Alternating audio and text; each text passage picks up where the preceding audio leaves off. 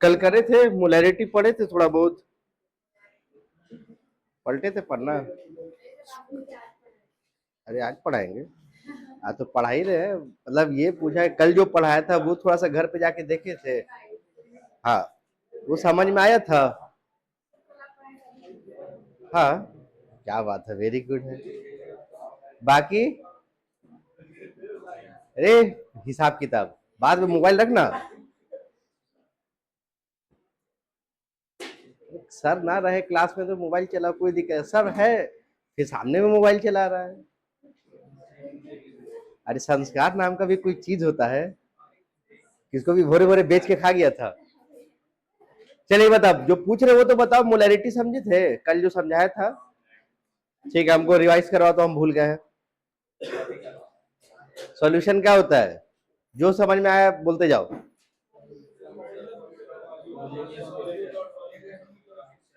हाँ, solute solvent का mixture होता है। उसमें क्या होता है, लोग अपनी अपनी आइडेंटिटी लूज कर देते हैं और उनको सिंपल मेथड से अलग नहीं कर सकते हैं। ठीक है, बाइनरी कंपोनेंट होते हैं कौन कौन से? किसको सॉल्यूट बोलेंगे? जो कम मात्रा में है, और जो ज्यादा मात्रा में उसको सॉल्वेंट बोलते हैं। ठीक, ये कम ज्यादा हमको कैसे पता चलेगा? इसको बताएगा कॉन्सेंट्रेशन टर्म। कॉन्सेंट्रेशन टर्म क्या होता है? Amount of solute present in या dissolve in fixed amount of solvent. ठीक है, आप सॉल्वेंट का अमाउंट क्यों फिक्स चाहिए? तभी सर आप सॉल्यूट का मात्रा बता पाएंगे ना। जैसे कल एक एग्जांपल दिया था, 10 चम्मच चीनी डाल दिया मैंने और एक में 1000 चम्मच चीनी डाला और पूछा कौन मीठा है, तुम नहीं, तो ये तो अभी बता रहे ना, तुम बोले थे 1000 चम्मच वाला। फिर मैंने बताया कि मैंने 100 चम्मच एक गिलास पानी में डाला था और 1000 चम्मच शहर की टंकी में डाला था। अब मीठा कौन हुआ? 100 चम्मच वाला। तो इसलिए अमाउंट ऑफ सॉल्वेंट फिक्स होना जरूरी है। क्यों? और सॉल्वेंट का अमाउंट फिक्स क्यों चाहिए? क्योंकि जब तक आप सॉल्वेंट का अमाउंट फिक्स नहीं करेंगे, आप बता ही नहीं पाएंगे कौन ज्यादा गाढ़ा है और कौन ज्यादा डाइल्यूट सॉल्यूशन है। कंपेयर आपस के लोगों में होता है, जिसके बीच में कंपैरिजन नहीं है उसमें कंपेयर नहीं कर सकते। कल यही बता रहे थे ना, क्लियर है यहाँ पे? तो कॉन्सेंट्रेशन टर्म एक्सप्रेस करने के बहुत से तरीके थे, लेकिन हमको कौन सा तरीका पढ़ना है? तीन ही तरीका पढ़ना है। सबसे पहला कौन सा था? मोलैरिटी, है ना। मोल बेस्ड टर्म, मोल के बेसिस पे आप कॉन्सेंट्रेशन टर्म को एक्सप्रेस कर रहे हैं। तो तीन होते हैं, मोलैरिटी, मोलैलिटी और मोल फ्रैक्शन। मोलैरिटी क्या होता है? सॉल्वेंट है।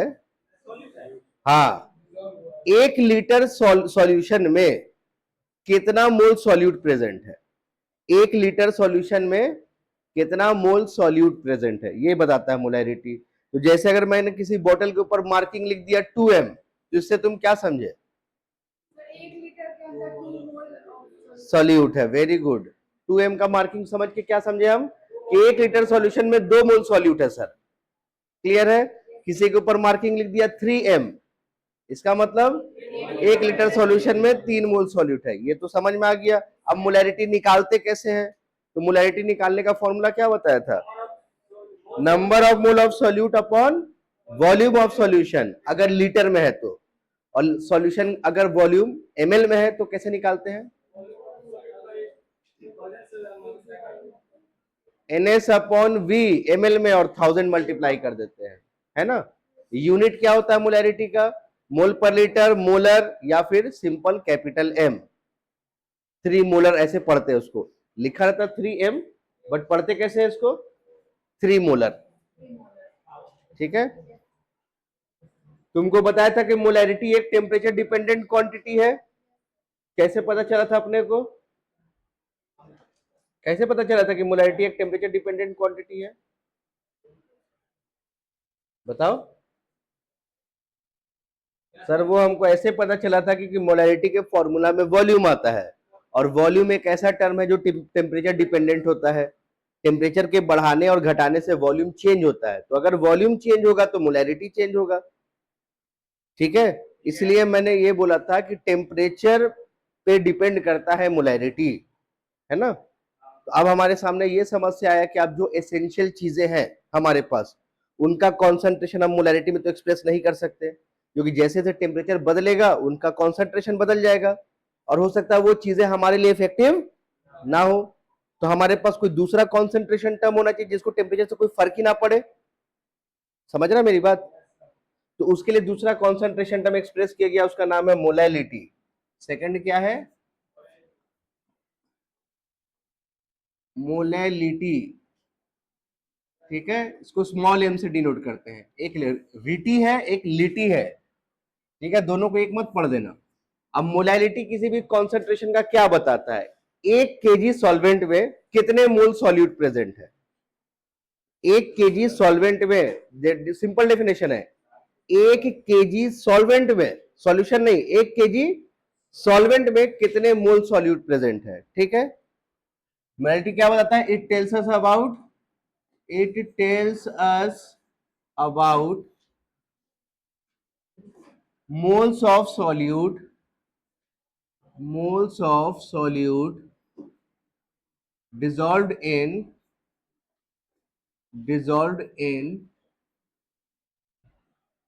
1 kg और 1000 ग्राम सॉल्वेंट। ध्यान रखना, यहां पे अंडरलाइन कर दे रहा मैं, सॉल्यूशन नहीं है, सॉल्वेंट है।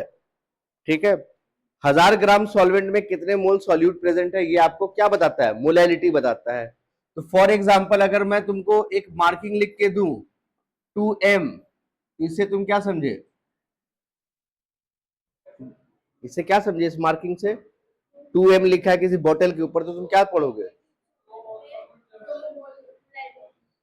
2 मोल मोलैलिटी नहीं, 2 मोल सॉल्यूट प्रेजेंट है 1 kg सॉल्वेंट में। कैसे पढ़ेंगे इसको? 2 मोल सॉल्यूट प्रेजेंट है 1 kg सॉल्वेंट में। 2 मोल of solute is dissolved in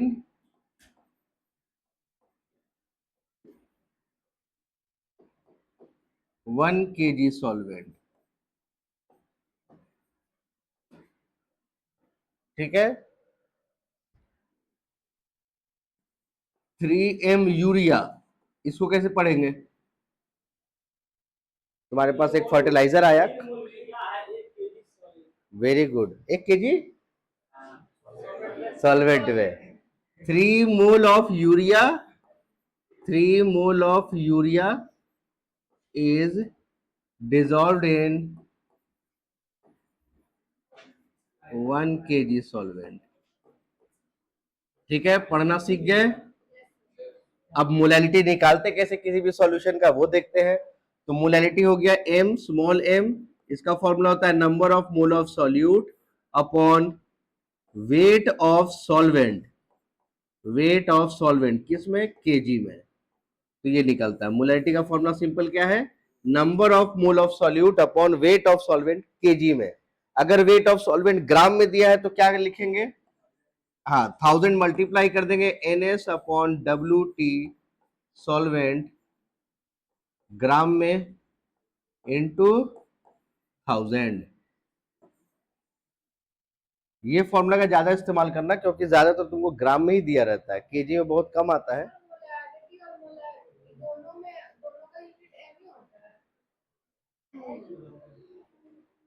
उसमें कैपिटल M है, स्मॉल m है। ठीक है, दोनों में डिफरेंस क्या है? एक में सॉल्यूशन है, एक में सॉल्वेंट है। मोलैलिटी मतलब क्या है? 1 लीटर सॉल्यूशन में कितने मोल सॉल्यूट है। मोलैलिटी क्या है?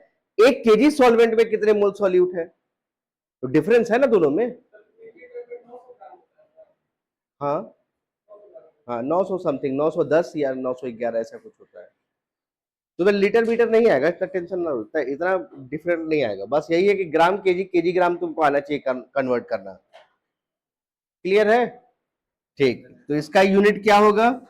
इसका अगर मैं यूनिट देखूं तो क्या है बताओ? ऊपर में मोल है और नीचे में क्या है? केजी है, तो मोल पर केजी इसका यूनिट बोल सकता है। या फिर इसको मैं कैसे पढ़ता हूं? मोलल पढ़ते हैं, या फिर सिंपली इसको स्मॉल m लिख के छोड़ देना। सिंपली स्मॉल m लिख के छोड़ देना। ये इसके 3 यूनिट है, मोल पर केजी, मोलल या फिर स्मॉल m, जैसे इसको बोलते हैं 2 मोलल, 3 मोलल, ऐसा। जैसे उसके लिए मोलर पढ़े थे ना, इसके लिए मोलल पढ़ेंगे। थोड़ा सा तोतला जाना, 1 मोलर 1 मोलल, थोड़ा सा तुतलाना है बस, यही डिफरेंस है। एक में जबान साफ रखना है, एक में तुतला जाना है। क्लियर? अब यहां पे देखो, इस फॉर्मूला में देखो, ऊपर मोल है और नीचे क्या है, वेट है। क्या दोनों को टेम्परेचर से फर्क पड़ता है? पड़ता है। मोल को, वेट को, मास एक ऐसा सब्सटेंस है जिसको टेम्परेचर से फर्क नहीं पड़ता। अगर ऐसा होता तो ठंडी में हम लोग पतले हो जाते हैं और गर्मी में मोटे हो जाते हैं। गर्मी में भर पेट धूप मिल रहा है ना, गर्म तो हो ही रहे सब कोई, तो वेट तो नहीं बढ़ रहा है, क्योंकि मास टेम्परेचर डिपेंडेंट नहीं होता है, मोल भी टेम्परेचर डिपेंडेंट नहीं है। इसलिए हम सारे अपने एसेंशियल चीजों को इसमें कन्वर्ट करते हैं, इस कॉन्सेंट्रेशन टर्म में एक्सप्रेस करते हैं। जैसे तुम देखना, कोई भी फेस क्रीम आता है, चाहे वो दवा के रूप में हो या फिर ऐसे कॉस्मेटिक के रूप में हो, कोई भी, वो सारे मोलालिटी में एक्सप्रेस किए जाते हैं। फर्टिलाइजर, खाद जो भी आता है, वो सब मोलालिटी में आता है। समझा? दवाइयां जो होती है, ज्यादातर स्पेसिफिक दवाइयां जिसमें कॉन्सेंट्रेशन में थोड़ा सा भी फर्क नहीं आना चाहिए, अगर आ जाए तो वो दवा से जहर बन जाएगा, उसको सब मोलालिटी में एक्सप्रेस करते हैं। ठीक है? क्लियर है इतनी बात? जाके कभी, अब देखो, तुमने कभी ये सब देखा है, डेली बचपन से देख रहे हो, बट कभी ध्यान नहीं दिए थे। घर में किसी के खाद है? कोई प्लांटेशन करता है घर पे? क्या क्या कैक्टस उगाते हो? हाँ? खाद कौन सा है? मार्केट वाला खाद लेगा तो कि घर वाला? मार्केट वाला में देखना जाके, सब सब लिखा होगा 1.5 m 2 m 3 m ऐसा लिखा रहता है। तो सब बचपन में थोड़े समझ में आता कि 3 m 2 m क्या है, एबीसीडी समझ के पढ़ लेते थे। M for mango, 2 mango, 1.5 mango, ऐसे समझ लेते थे। बट आज समझ में आया कि वो सब क्या लिखा रहता है। वो सब कॉन्सेंट्रेशन रहता है कि उतना बड़ा सॉल्वेंट में क्या क्या मिक्स किया गया है। ठीक है, चलो क्लियर है? छापो अब इसको, छापो, फिर इस पे क्वेश्चन करते हैं। अच्छा, यहाँ पे ये भी लिख देते हैं, molality is, molality is a temperature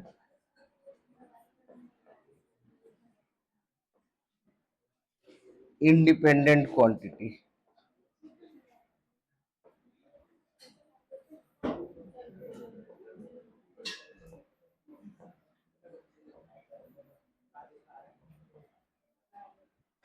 molality is a temperature independent quantity.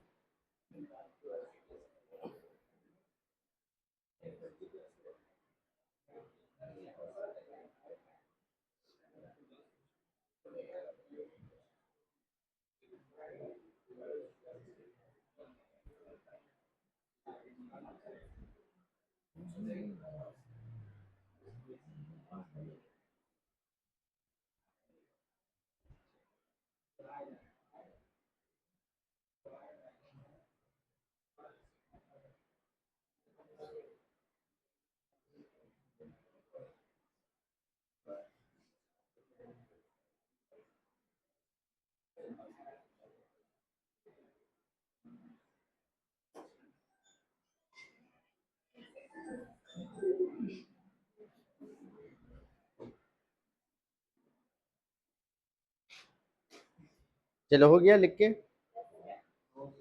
नहीं हुआ है?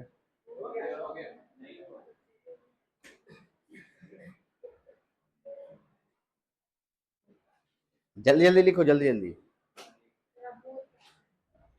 नहीं, अब इस पे क्वेश्चन करेंगे, उसके बाद फिर मोल फ्रैक्शन करेंगे।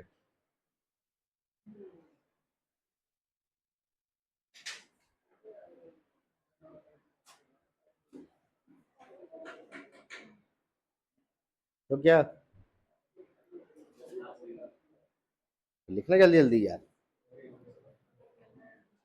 यही सबसे लेट लिखता है, बाकी सबका हो जाता है।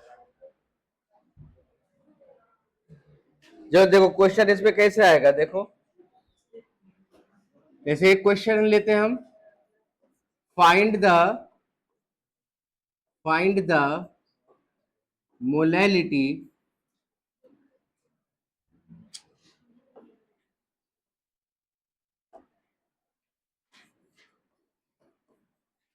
ऑफ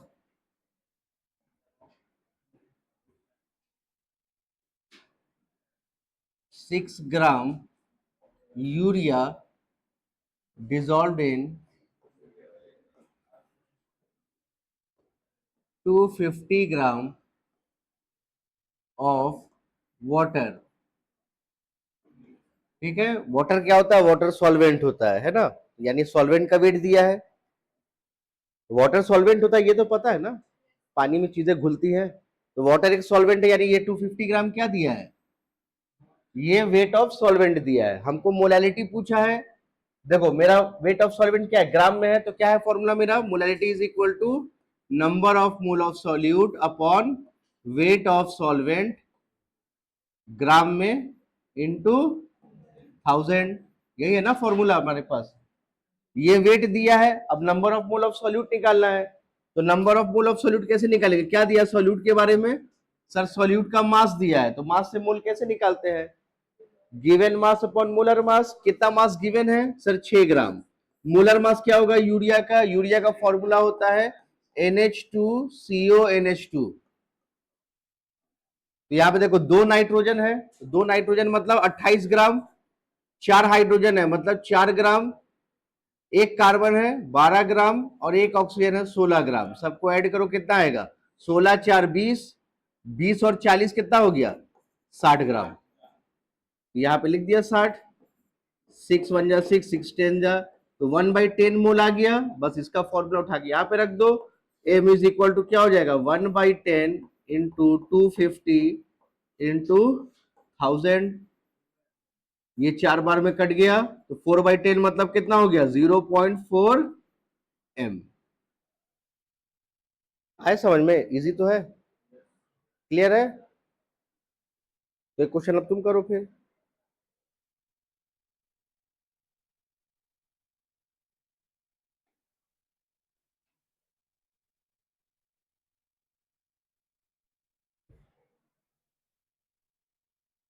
नहीं समझ में आया है?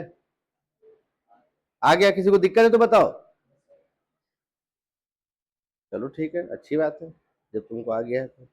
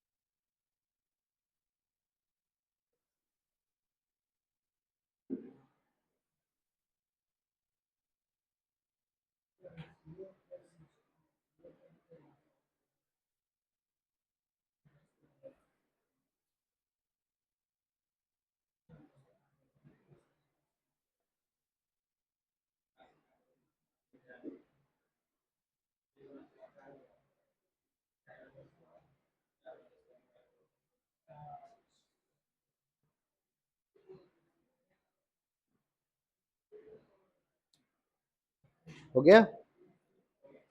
चलो लिखो नेक्स्ट क्वेश्चन। तुम करो एक। 39 gram of benzene, 39 gram of benzene, 39 gram of benzene is dissolved in 39 gram of benzene is dissolved in 500 gram water।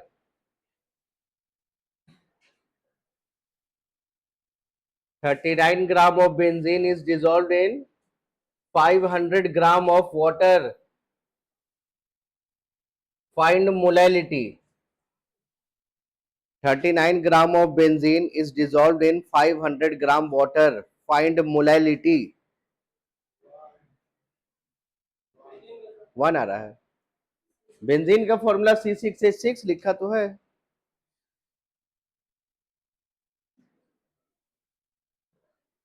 Easy question है, सभी का आंसर आना चाहिए। अपना अपना करो, छाप के मत लिखो एक दूसरे का। अबे तुमको सीखना है ना। आंसर थोड़े मांग रहा मैं।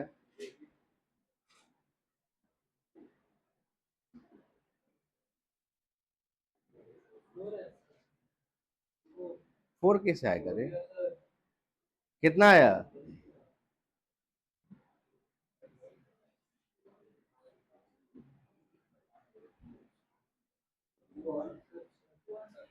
वन आ रहा है, वेरी गुड। वन आ रहा है इधर।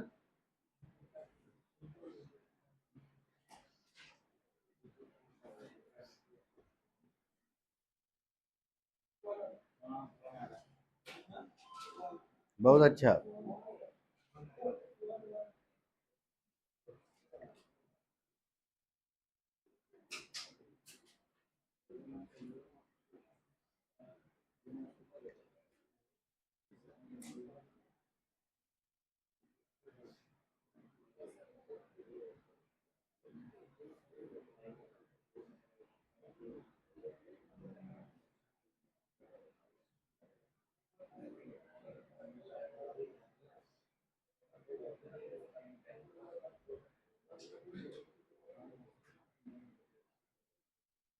देखो बाकी जिनका नहीं हुआ वो चेक करो यहाँ पे।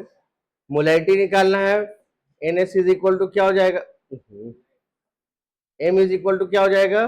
N S upon weight into 1000, क्योंकि ग्राम में दिया है ना सॉल्वेंट का वेट। अब एन एस निकालो, एन एस क्या दिया है? नंबर ऑफ मोल निकालना है। मास दिया है ना, तो मास से कैसे निकालेंगे? Given mass upon molar mass. Given mass कितना? 39। मोलर मास निकालो बेंजीन का। एक कार्बन का 12, 6 कार्बन का 72, एक हाइड्रोजन का 1, 6 हाइड्रोजन का 6, तो 72 प्लस 6 कितना होगा? 78 ग्राम। ये दो बार में कट जाएगा, कितना आया? 1/2। अब पुट कर दो यहाँ पे, तो एम इज इक्वल टू क्या आ जाएगा? 1/2 इंटू 500 इंटू 1000। ये दो बार में गया और ये दो दो कट जाएगा, कितना है आंसर? 1 m। ठीक है, इजी तो है यार, इसमें क्या। अब थोड़ा सा घुमा के देते हैं क्वेश्चन, कोशिश करो। लिखो, क्वेश्चन लिखो।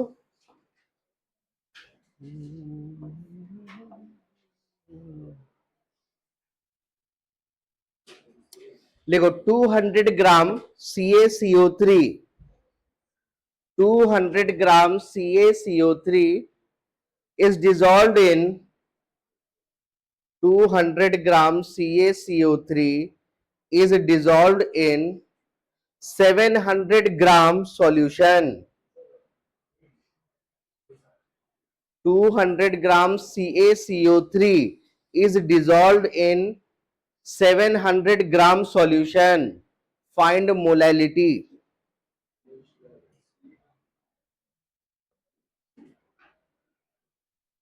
700 gram solution. Find molality.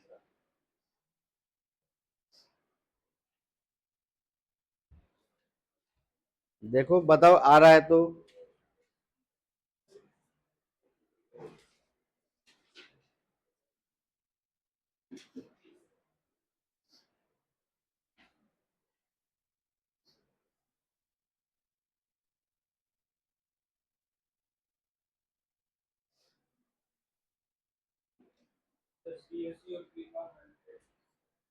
क्या 100? हाँ 40। 40 कैल्शियम का 40, कार्बन 12, ऑक्सीजन का 16, 16 थी 48, कितना हो गया? 100। हाँ, मोलर मास CaCO3 का 100 आएगा।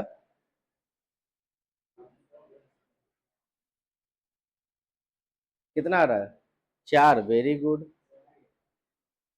कितना है तुम्हारा? 4, वेरी गुड है। आप समझ गए जो मैं समझाना चाह रहा था।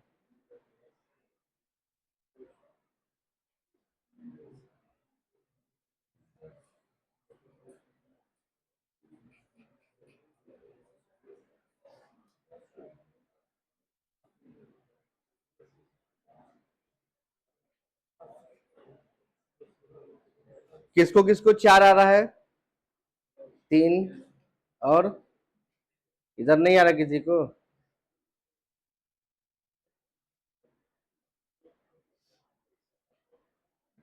ध्यान दो, यहाँ पे मैंने क्या लिखा है, सॉल्यूशन लिखा है। हम मोलैरिटी में सॉल्वेंट का वेट लेते हैं ना, यहाँ सॉल्यूशन का वेट दिया है, तो सॉल्वेंट का वेट कैसे निकालोगे?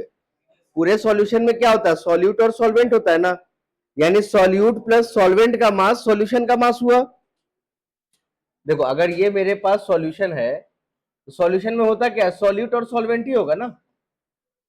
तो अगर मैं तुमसे बोलूं कि वेट ऑफ सॉल्यूशन कितना हो जाएगा, तो तुम बोलोगे सर वेट ऑफ सॉल्यूट और वेट ऑफ सॉल्वेंट।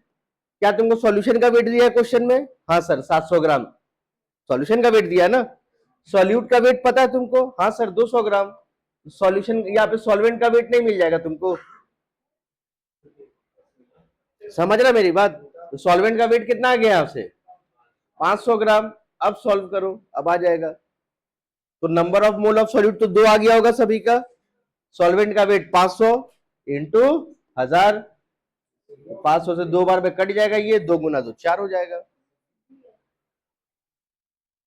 नहीं समझा? ज्यादा फास्ट हो गया? नहीं समझा? समझ में? Very good. और किसी को कोई दिक्कत? तुमको समझ में आया? इधर 1 2 3 4। अरे कुछ बोलता भी नहीं, अरे बोला कर, नहीं कोई दिक्कत है तो।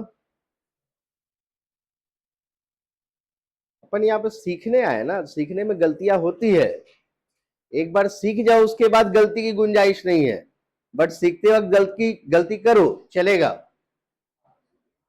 तो ऐसा घबराना नहीं है, पूछो कुछ भी, ऐसा थोड़ा कि मैं एकदम डंडा लेके बैठा हो कि तुमने कहा कुछ पूछा, क्यों पूछा।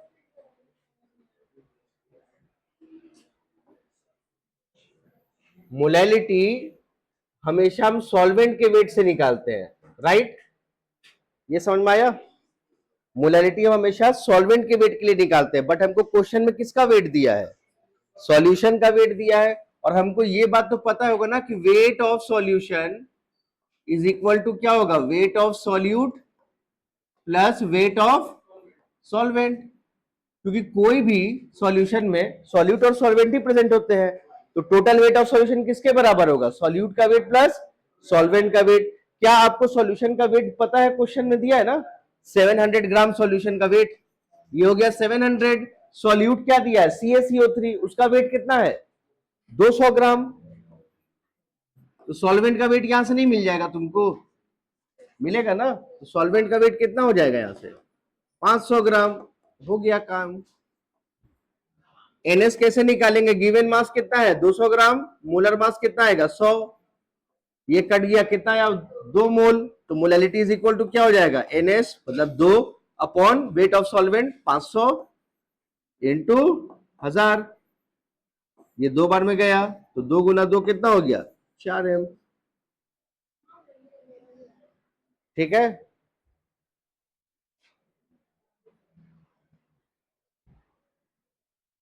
चले आगे।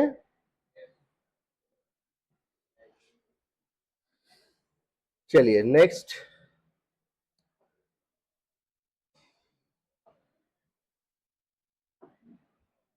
Mole fraction.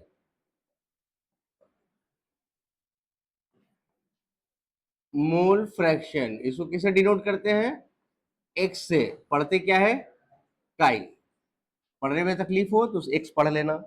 अब मोल फ्रैक्शन क्या बताता है, अगर एक से ज्यादा कंपोनेंट आपके सॉल्यूशन में प्रेजेंट है, हमारे पास तो भी 2 ही कंपोनेंट हुआ करते थे ना, सॉल्यूट सॉल्वेंट, यही होते थे ना। मोल फ्रैक्शन बोलता है अगर एक से ज्यादा कंपोनेंट अगर किसी सॉल्यूशन में प्रेजेंट है तो उसका अपना कंट्रीब्यूशन मोल में कितना होगा वो बताता है। नहीं समझ में आया होगा, देख जैसे मान लो मेरे पास एक रूम है, इस रूम की कैपेसिटी 100 बच्चों की है, ठीक है, इस रूम की कैपेसिटी 100 बच्चों की है। अगर मैं तुमसे, मोल फ्रैक्शन ये बताएगा कि इस रूम में 100 बच्चों की कैपेसिटी और बच्चे कितने प्रेजेंट है। जैसे 100 की कैपेसिटी है, प्रेजेंट कितने हो 20, तो 20/100 ये मोल फ्रैक्शन स्टूडेंट हो गया। आप समझ में आया? टोटल मोल सॉल्यूशन में इंडिविजुअल के कितने कितने मोल प्रेजेंट है ये मोल फ्रैक्शन बताता है। टोटल मोल सॉल्यूशन में इंडिविजुअल कंपोनेंट के कितने मोल है वो मोल फ्रैक्शन बताएगा। आप समझ में आया? देख, जैसे मान लो ये मेरे पास एक सॉल्यूशन है, इसमें ए, बी और सी तीन कंपोनेंट प्रेजेंट है, ठीक है। अगर मैं पूछूं तुमसे टोटल मोल ऑफ सॉल्यूशन कितना होगा, बताओ, टोटल मोल ऑफ सॉल्यूशन, तो तुम बोलोगे सर इसके मोल प्लस इसके मोल प्लस इसके मोल, इन्हीं तीनों के मोल तो टोटल मोल सॉल्यूशन बनाएंगे। तो टोटल मोल ऑफ सॉल्यूशन क्या हो जाएगा, Na plus Nb plus Nc। अब मोल फ्रैक्शन में पूछूं ए का बताओ, मैंने ए के कितने मोल प्रेजेंट है इस टोटल मोल में। अगर मोल फ्रैक्शन में ए लिखता हूं, इसका मतलब क्या होगा, ए के कितने मोल प्रेजेंट है टोटल मोल ऑफ सॉल्यूशन में। अब समझ में आया, ये टोटल मोल है। हाँ, सबका इंडिविजुअल मोल बताना है। फ्रैक्शन से कैसे निकालते हैं, टोटल में से उसका पार्ट ना, बस वैसे ये टोटल मोल ऑफ सॉल्यूशन है, इसमें ए का कितना पार्ट है।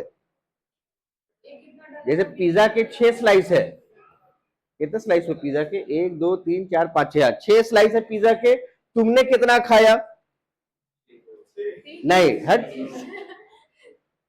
दो खिलाते बस, तुमने दो खाया, तो फ्रैक्शन क्या निकालो, फ्रैक्शन कैसे निकालते हैं, 2/6, मतलब आपका कंट्रीब्यूशन अपॉन टोटल स्लाइस। उसी तरीके से मोल फ्रैक्शन ए कैसे होगा, टोटल मोल में उसका कंट्रीब्यूशन। अब समझे, अब अच्छा, तो जब एक होगा तो कंफ्यूजन होगा ही क्यों, तुम खुद सोचो।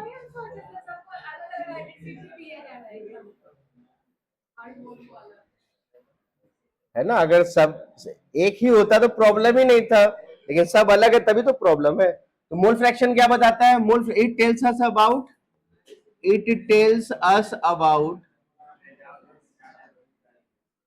Number of mole, number of mole of individual, individual component,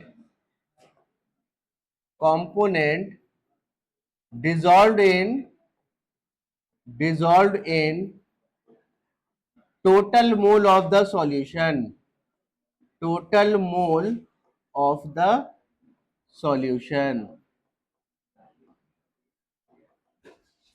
ठीक है, तो मोल फ्रैक्शन एक्स का फॉर्मूला क्या होता है, mole of component, mole of component upon total mole of solution, total mole of solution. अब मेरे पास मान लो एक सॉल्यूशन है, उसमें दो ही कंपोनेंट प्रेजेंट है, ए और बी, ठीक है। अब मेरे पास एक सॉल्यूशन है, उसमें दो ही कंपोनेंट प्रेजेंट है, ए और बी। अगर मुझे मोल फ्रैक्शन ए लिखना हो तो कैसे लिखेंगे, ए यहां पे कंपोनेंट हुआ, ऊपर में क्या, मोल ऑफ कंपोनेंट, मतलब ए का मोल, तो ए का मोल क्या हो जाएगा, Na, और टोटल मोल कितना होगा बताओ तुम्हें, Na plus Nb, simple, Na plus Nb, ठीक है। अब उसी तरह से मुझे मोल फ्रैक्शन बी निकालना है, तो क्या हो जाएगा बताओ तुम, Nb, number of mole of B upon Na plus Nb, इसको ले लो 1, इसको ले लो 2 फिलहाल के लिए। बाकी ये समझ में आया, कोई दिक्कत परेशानी इसमें, क्लियर है इतना, ठीक, लिखो इसको।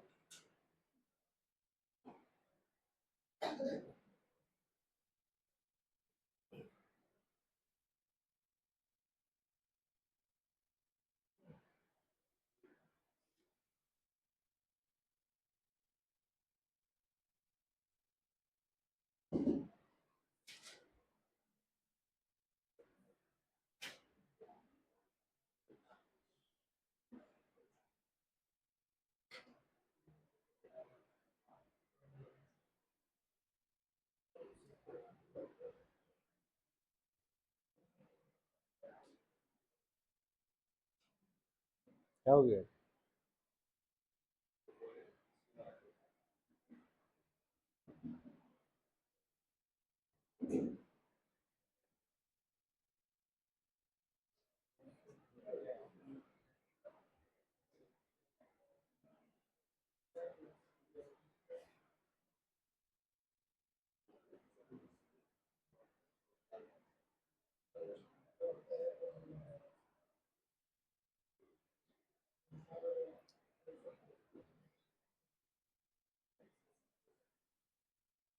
डन।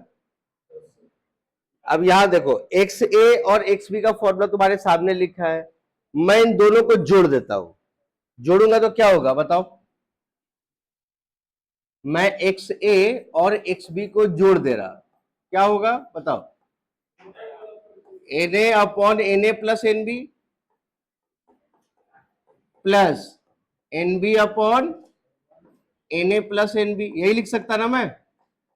बताओ, ये समझे? एक्स ए और एक्स बी का वैल्यू है ना, दोनों को जोड़ दिया मैंने, डिनोमिनेटर कॉमन है, सिंपल ऐड हो जाएगा तो क्या होगा? ऊपर में N A plus N B और नीचे भी क्या आ जाएगा? N A plus N B. क्या दोनों फैक्टर सेम हो गया? कट के कितना हो गया? 1। यानी क्या समझ में आया? X A plus X B is equal to 1।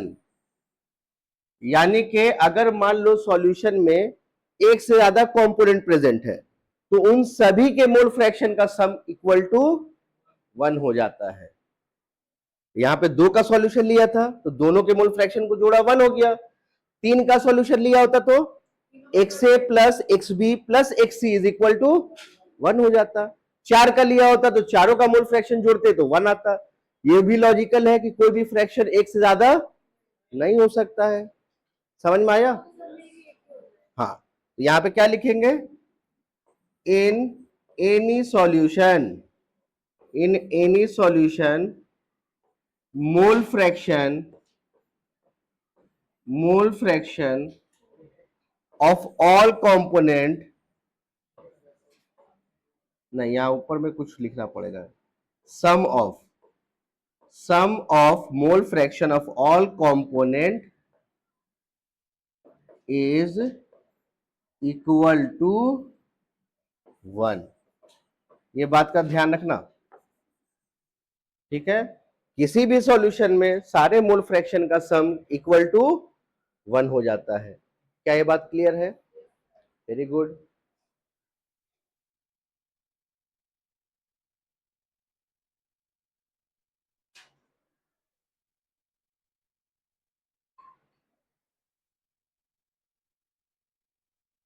In any solution, sum of mole fraction of all component is equal to 1.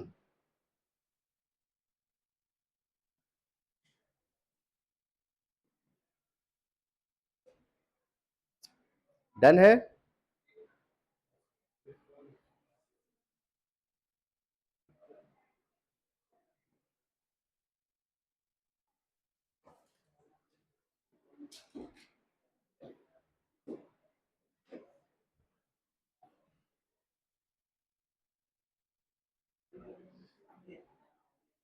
अब 2 बात यहां पे तुमको मैं पूछता हूं, वो बताओ मुझे। ये x है, x का यूनिट क्या होगा?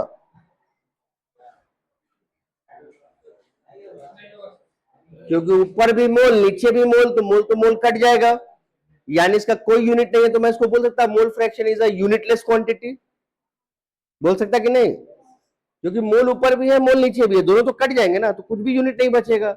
तो मैं लिख सकता mole fraction is a unitless quantity. लिखो नेक्स्ट पॉइंट, मोल फ्रैक्शन। हाँ बोलो,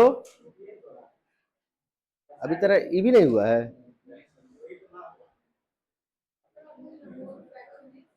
mole fraction is a unitless quantity. रुके हुए हैं बस, ये बोल दिया, लोग लिख रहे तो बोल दिया। अब तुम कंप्लीट करो आराम से। Mole fraction is a unitless quantity. Mole fraction is a unitless quantity.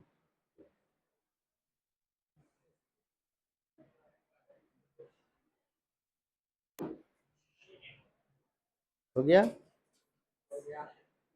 अब दूसरी बात, क्या ये टेम्परेचर पे डिपेंड करेगा?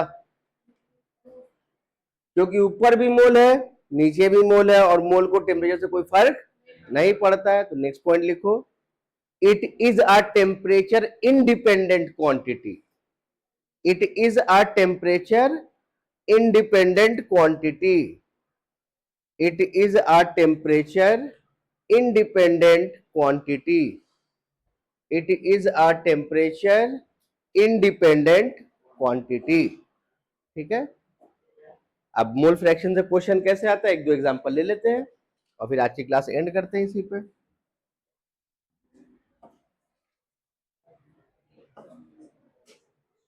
सब तो यूज कर लिया, बच्चा कौन व्हाइट नहीं यूज किया। चलो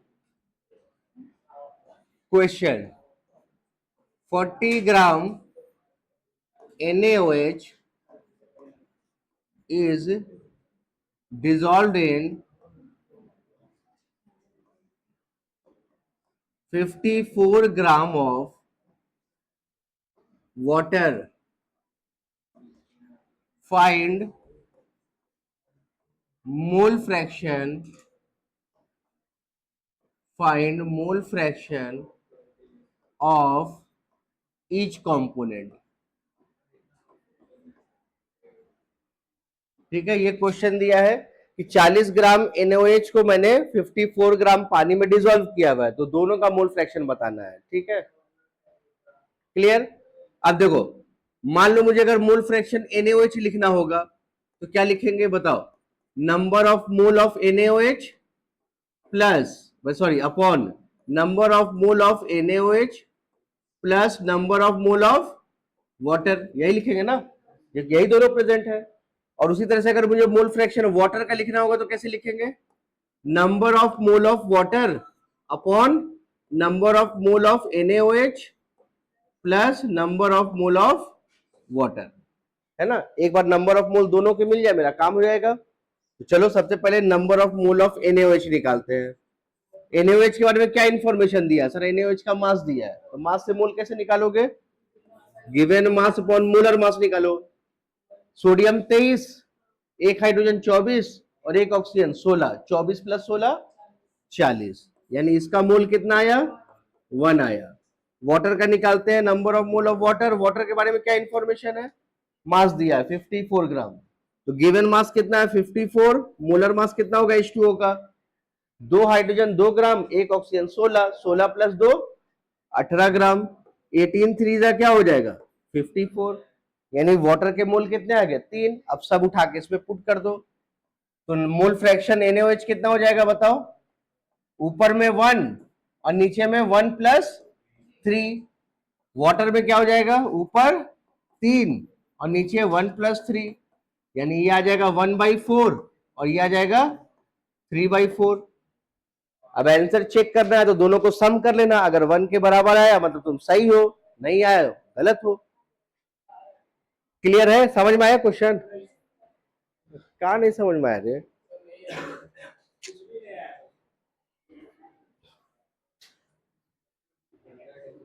देख, 40 ग्राम NaOH को डिसॉल्व किया 54 ग्राम वाटर में, ठीक है, और तुमसे पूछा मोल फ्रैक्शन दोनों कंपोनेंट का बताओ, यही दो है सिर्फ सॉल्यूशन में। तो अगर मुझे मोल फ्रैक्शन NaOH का लिखना होगा तो कैसे लिखेंगे, मोल फ्रैक्शन NaOH का मतलब NaOH का mole upon total mole, total mole में क्या क्या आएगा, NaOH और वाटर, इसके अलावा कोई प्रेजेंट है, यही लिखेंगे ना। उसी तरीके से मोल फ्रैक्शन वाटर लिखोगे तो कैसे लिखोगे, सर वाटर के mole upon total mole, total mole कैसे निकलेगा, यही दो प्रेजेंट है सर, इनके मोल प्लस वाटर के मोल, यानी हमको निकालना क्या है, इन दोनों को सॉल्व करने के लिए उन दोनों के मोल निकालना है ना सिर्फ। तो मैंने यहाँ पे मोल निकाला NaOH का, NaOH के बारे में क्या इंफॉर्मेशन दिया है, मास दिया है, तो given mass upon molar mass, molar mass उसका 40 होगा, दोनों कट के 1 हो गया। वाटर का मोल निकालो, वाटर का मास कितना दिया है 54 ग्राम, मोलर मास कितना होता है 18, सॉल्व किया 3 आ गया। अब मोल आगे दोनों के, इस फॉर्मूला पुट करो, NaOH का मोल कितना है 1, तो ऊपर देखो 1 लिखा है, इसका 1 और इसका 3, समझे, कभी भी नहीं समझ में आया।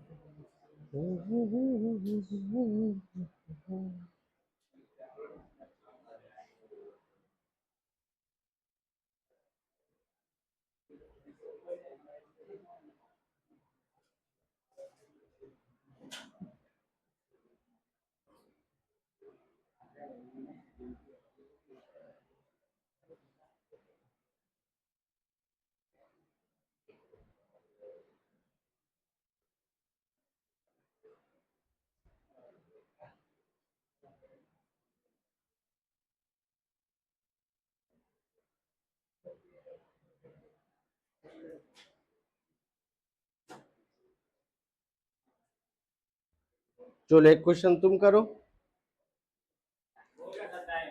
चुप, एक क्वेश्चन कर, लिख, एक तो बचा, एक क्वेश्चन करना। देखो 46 gram of ethanol, 46 gram of ethanol, 46 gram of ethanol is dissolved in 20 gram urea. 46 gram of ethanol is dissolved in 26 gram urea, नहीं 20 gram urea. Find the mole fraction of each component। 46 gram of ethanol is dissolved in 20 gram urea. Find mole fraction of each component। Ethanol क्या होता है? C2H5OH, ये ethanol हो गया, और NH2CONH2 क्या हो गया? यूरिया हो गया। चलो सॉल्व करो जल्दी जल्दी, सभी का आंसर सही आना चाहिए।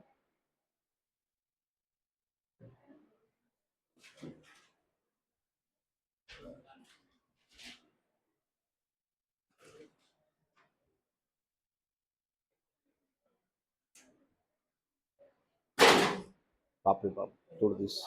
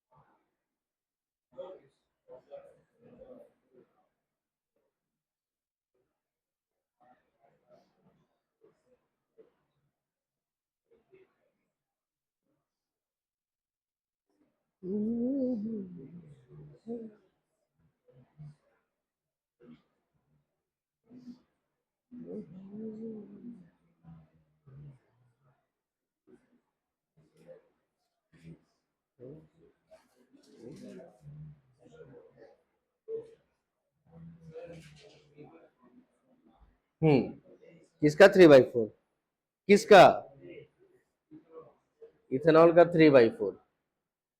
तो इसका ऑटोमेटिकली कितना आ रहा होगा? निकाले उसका, निकालो।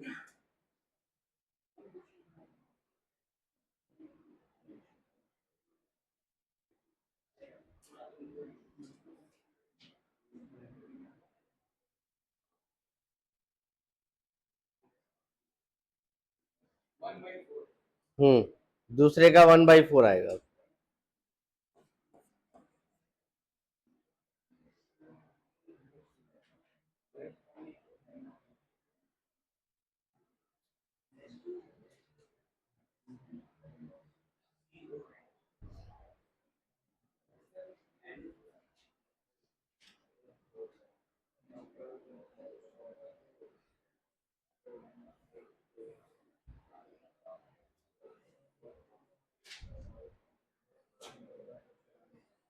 आया आया आया आया।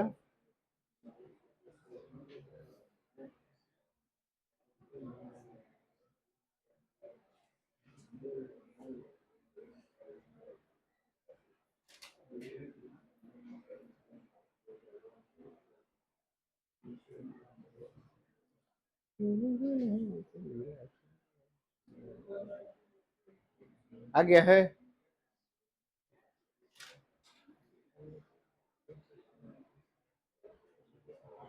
आ गया। और बाकी लोग का आ गया तुम्हारा, वेरी गुड, तुम्हारा भी आ गया। उधर तुम्हारा आ गया है, बाकी तुम लोग का नहीं आया।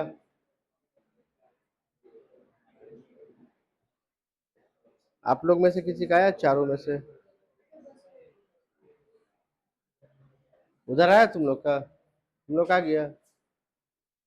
अरे आया कैसे? हाँ मिला, आ गया तुम्हारा, वेरी गुड।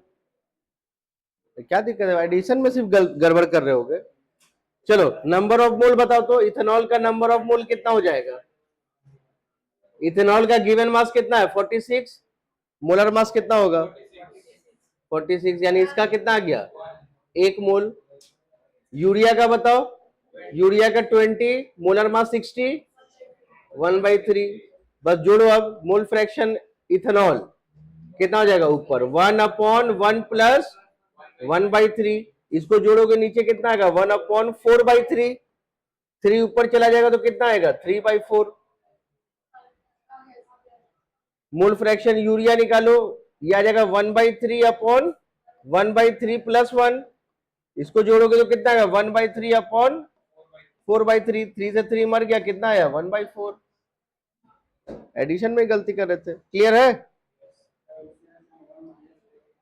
हाँ वो भी कर सकते हो, बिल्कुल कर सकते हो। ये तो तुम्हारे ऊपर है कि तुम कितना शॉर्टकट मार सकते हो, है कि नहीं? एक क्वेश्चन ऐसे बताते, दूसरा क्वेश्चन वैसे बताते, तुम कंफ्यूज हो जाते। क्लियर है? समझ में आया ये? कोई दिक्कत परेशानी इसमें? ठीक है, तो अब हमारा सिर्फ रिलेशनशिप बच गया है। हाँ, इन तीनों में पढ़े तो इनमें भी रिश्ता ढूंढना पड़ेगा ना। तो रिलेशनशिप पढ़ा बता है, तो हो सकता है कल लास्ट क्लास हो स्मॉल कंसेप्ट का, नहीं तो फिर बाद में देखेंगे। ठीक, चलो मिलते हैं नेक्स्ट क्लास में फिर।